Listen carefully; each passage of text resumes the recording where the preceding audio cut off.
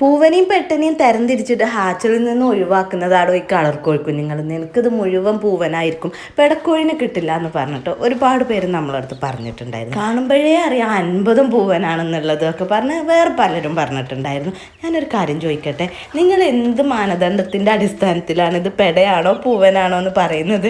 ഇതൊരു റിക്വസ്റ്റാണ്. കാരണം നമ്മൾ വീട്ടിൽ ആദ്യം വാങ്ങിയ 6 കോഴിക്കുഞ്ഞുങ്ങളില്ലേ, അവർ കാണുമ്പോൾ എനിക്കൊരു പെടക്കോഴിൻ്റെ അതേപോലെ തോന്നുന്നുണ്ട്. അവരൊരു ലുക്കൊക്കെ കാണുമ്പോൾ പൂവൻ കോഴിയാണെങ്കിൽ അതിൻ്റെ പൂവൊക്കെ നല്ല വലുതായിരിക്കില്ലേ, പക്ഷെ ഇവർക്ക് അങ്ങനെയൊന്നുമില്ല. അപ്പോൾ വേറൊരു കമൻറ്റ് ഞാൻ ശ്രദ്ധിച്ചു, തരംതിരിക്കാൻ വരട്ടെ, ഇവർ വളർന്നാൽ തന്നെയുള്ളൂ അത് പൂവനാണോ പെടയാണോ എന്ന് പറയാനാവാന്നുള്ളത്.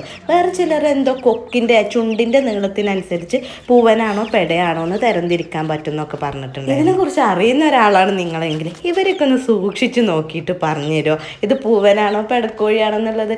പെടയാണോ എന്നുള്ള വലിയൊരു പ്രതീക്ഷയിലാണ് ഞാനിപ്പോൾ ഇവരെ കൊണ്ട് നടക്കുന്നത്. 50 വാങ്ങിയത് 50 പൂവനാവാനുള്ളൊരു സാധ്യത ഉണ്ട്. ആദ്യം വാങ്ങിയ 6 ഫാസ്റ്റ് ഗ്രോയിങ് ആട്ടോ, അവർ നല്ല ഹെൽത്തി ആയിട്ട് ഉഷാറായിട്ട് വളരുന്നുണ്ട്.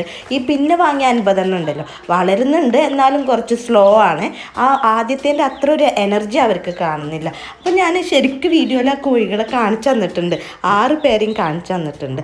നിങ്ങൾക്ക് അറിയുന്നുണ്ടെങ്കിൽ ഈ പൂവനെയും പെടനെയും തരംതിരിക്കാൻ നമ്മൾ എന്താണ് നോക്കേണ്ടതെന്നും എങ്ങനെയാണ് അത് മനസ്സിലാവുക എന്നുള്ളതൊന്ന് പറഞ്ഞുതരും. നാടൻ കോഴികളുടെ കാര്യമാണെങ്കിൽ അവർ കുറച്ച് വളരുമ്പോഴേക്ക് അത് തരംതിരിച്ച് വന്നിട്ടുണ്ടാവും. പൂവൻ കോഴിയാണെങ്കിലും പെടക്കോഴിയാണെങ്കിലും നമുക്ക് വേഗം മനസ്സിലാവാം. പക്ഷേ ഈ ലഗോൺ ചിക്കൻ്റെ കാര്യമാണ് നമുക്കൊരു എത്തും പിടിയില്ലാത്തത്. അറിയുന്നവരുണ്ടെങ്കിൽ ഒന്ന് കമൻറ്റ് ചെയ്യോ.